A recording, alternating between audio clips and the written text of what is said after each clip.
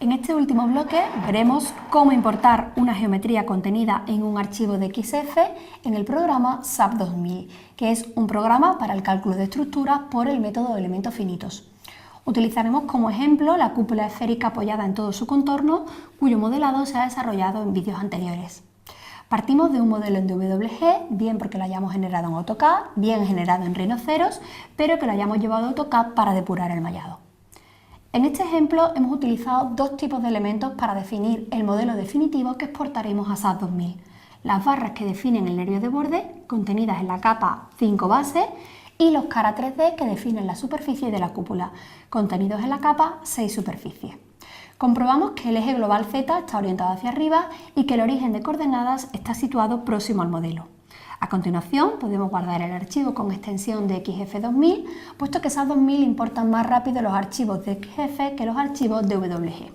Por último, es necesario cerrar el archivo en AutoCAD antes de poder importarlo en SAP 2000.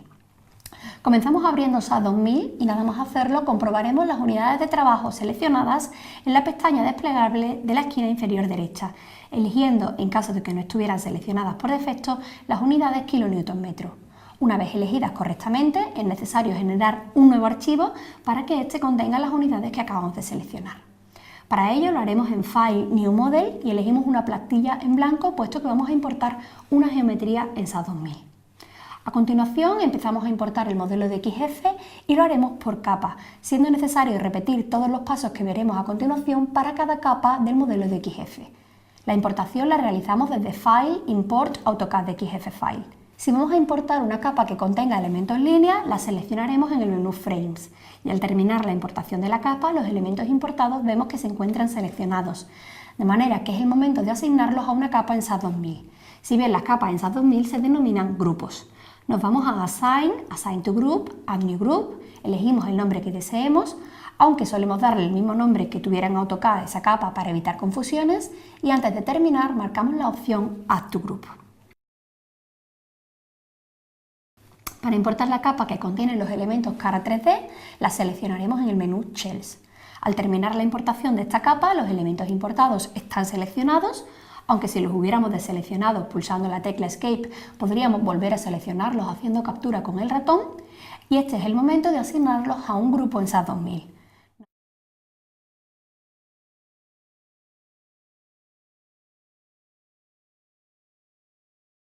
Nos vamos al menú Assign to Group, Add New Group, elegimos el nombre deseado para el grupo y antes de terminar marcamos la opción Add to Group.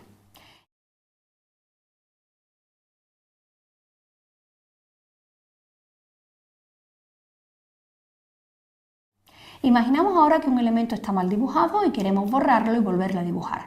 Lo seleccionamos, lo suprimimos y lo volvemos a dibujar bien con el comando Draw Frame si es una barra o Draw Polyarea si es un cara 3D.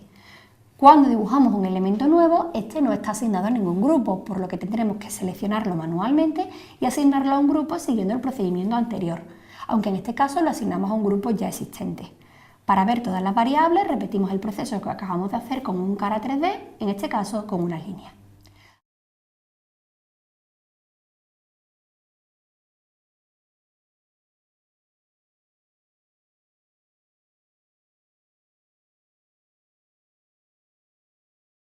Para terminar con la importación del modelo, subsanaremos posibles errores de dibujo en el modelo de XF en el sentido de que no hubiera coincidencia de nodos.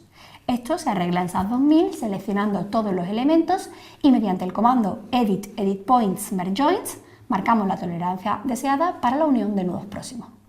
Para manejarnos en el modelo que acabamos de generar y cambiar las vistas, SAP 2000 muestra una serie de iconos en la barra superior, pero mediante estos iconos las vistas no se generan correctamente excepto la vista 3D. Para obtener determinadas vistas lo haremos desde el menú View Set 3D View y elegiremos la vista deseada, marcando un ángulo de apertura de 0 grados. Para movernos por el modelo podemos utilizar los iconos correspondientes a Rotate 3D View para girar la vista del modelo y Pan para desplazar la vista del modelo. Seguidamente veremos cómo gestionar la visualización de los grupos creados anteriormente. Por ejemplo, seleccionamos el grupo correspondiente a los elementos Frame mediante el comando Select Groups. Una vez seleccionado dicho grupo tenemos varias opciones. Podemos elegir, por ejemplo, View Show Selection Only para visualizar solo el grupo que hemos seleccionado previamente. Podemos ahora invertir la visualización que tenemos en pantalla, los grupos apagados se encienden y los encendidos se apagan mediante View Invert View Selection, o podemos encender todos los grupos mediante View Show All. Pasamos ahora a definir el modelo y empezamos con la definición del material. Desde el menú Define Materials, elegimos Add New Material. Puesto que el material que vamos a utilizar está implementado en el programa, solo tenemos que elegir el país y la normativa correspondiente y el material se cargará en la biblioteca de materiales. A continuación definimos las secciones a utilizar tanto para los elementos frame como para los elementos shell. Comenzamos definiendo los elementos frame mediante Define Section Properties Frame Sections y elegimos Add New Property. Buscamos el catálogo de secciones rectangulares macizas y a partir de ahí definimos nuestra sección concreta, asignando un nombre, el material creado anteriormente y las dimensiones deseadas.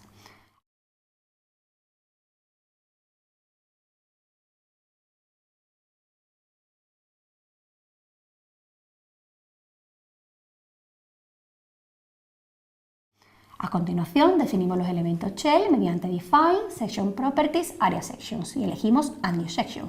Definimos nuestra sección asignándole un nombre, el material creado anteriormente y las dimensiones deseadas.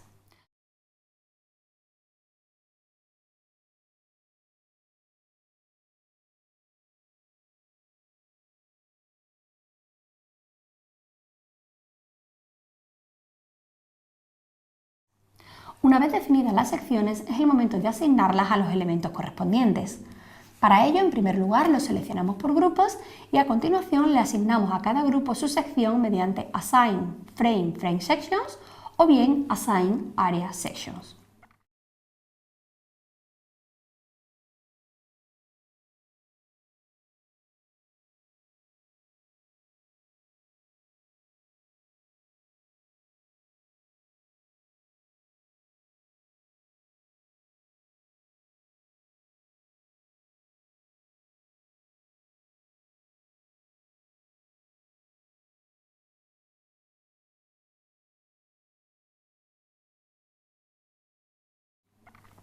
Continuamos ahora con la comprobación de la orientación de los ejes locales de los elementos shell, de manera que debemos comprobar que todos los elementos shell tengan orientado en el mismo sentido su eje local o Z. Para realizar esta comprobación, activaremos en el menú del icono Set Display Options la opción Areas Local Axis y la opción General Fill Objects. De este modo se visualizan los ejes locales para cada elemento shell, pero además aparecen sombreados según la orientación del eje local o Z, de manera que podemos observar de manera intuitiva si todos los elementos shell están igualmente orientados.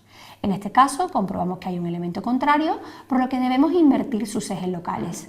Lo haremos seleccionando el elemento y a continuación desde el menú Assign Area Reverse Local 3. Tras hacerlo, observamos que el color de visualización de dicho elemento shell es el mismo que el del resto.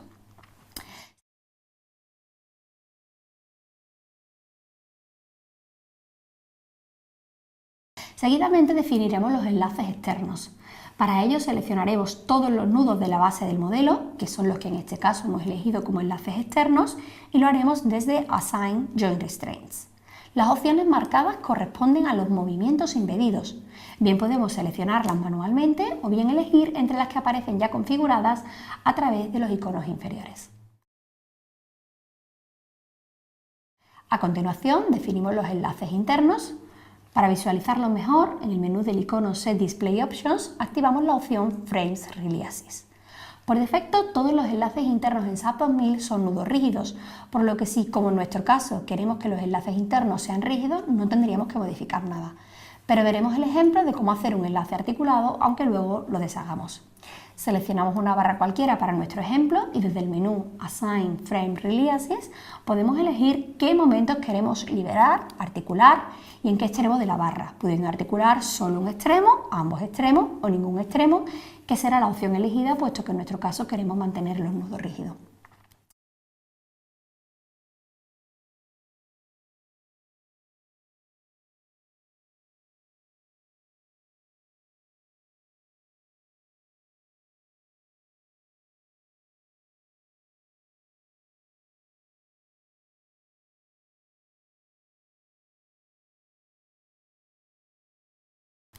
Pasamos a la introducción de carga y este proceso comienza definiendo las hipótesis simples que vamos a considerar en el modelo mediante Define Load Patterns.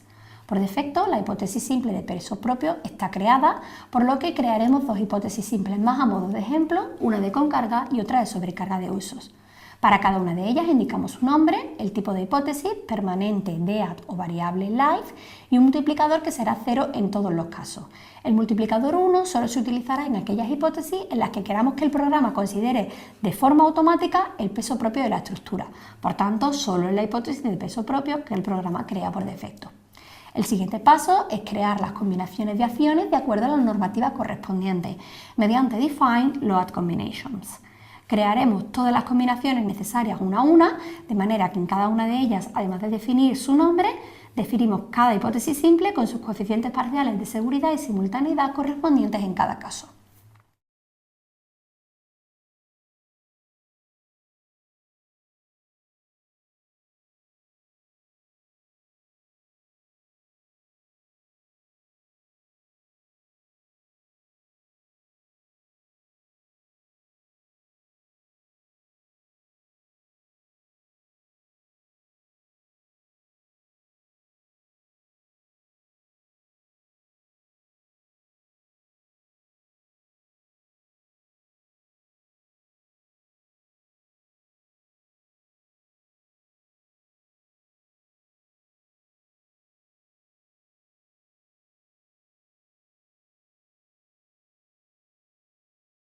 El último paso es la introducción de cargas, la asignación de cargas a los elementos correspondientes.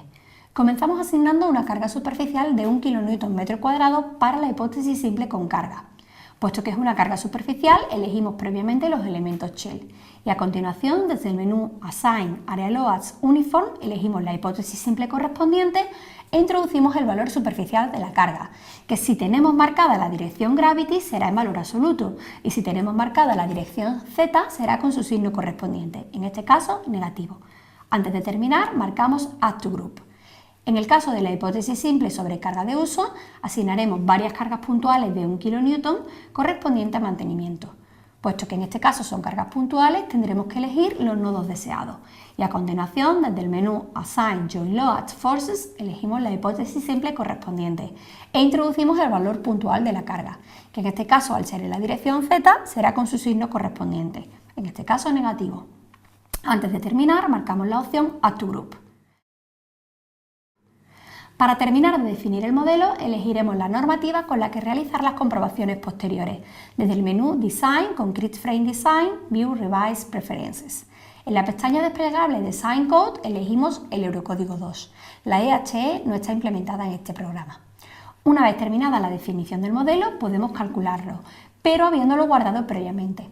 Para calcular, picamos el icono Run Analysis y marcamos la opción Always Show para que nos muestre un informe del proceso de cálculo. Al terminar el cálculo, en este informe comprobaremos el valor del periodo correspondiente al primer modo de vibración, de manera que este valor no sea desproporcionado, lo cual nos indicaría que la estructura es un mecanismo. El modelo ya está calculado y ahora mismo podemos visualizar resultados, pero no modificarlos. Por este motivo, el candado que aparece en la barra superior se encuentra cerrado. Para cualquier modificación, desbloquearíamos el candado, realizaríamos los cambios necesarios y volveríamos a calcular. En este punto terminaría la fase de preproceso y cálculo. A continuación, faltaría la fase de postproceso, es decir, análisis e interpretación de resultados obtenidos, que estará contenida en próximos vídeos.